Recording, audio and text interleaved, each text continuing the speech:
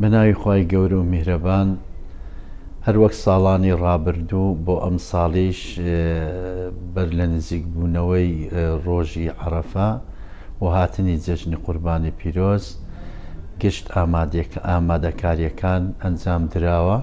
ئیمڕۆ بەیانی فەرمانبەرانی پسپۆڕ لە بواری دابەشکردنی خێمەکان لە چێوی عەرەفە و لە مونا سەردانی شوێنەکانیان کرد لەگەڵ بەرپرسانی دەستەی باڵای حەج و عومرەی عێراقی، هەڵسان بە دابەشکردنی ئەو خێمانەی کە بۆ حاجیانی هەرێمی کوردستان دانراوە و ئەوانش لە ڕێگای خۆیانەوە بەسەر بەڕێوەبەری کۆمپانیەکانیان دابەش کرد بۆ ئەوەی هەر کۆمپانیایەک پشتی خۆی وەرگێت و حاجیانی هەرێمی کوردستانی تیا بەحەوێتەوە.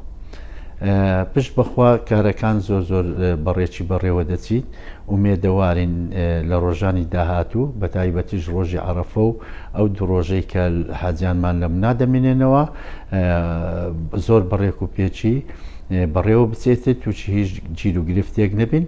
ئەگەرچی ئەم ساڵ ژمارەی حاجیان لە ساڵی پار گەلێک زیاترە، بەڵام لەگەر ئەوەش تا ڕادەیەک توانیمانە ئەوەی کە تایبەتمەندی بە ئێمە زاڵ بین بەسەر کێشەکان، ئومێدەوارین بەڕێکی بەڕێوە بچیت ئینشا ئەڵڵا.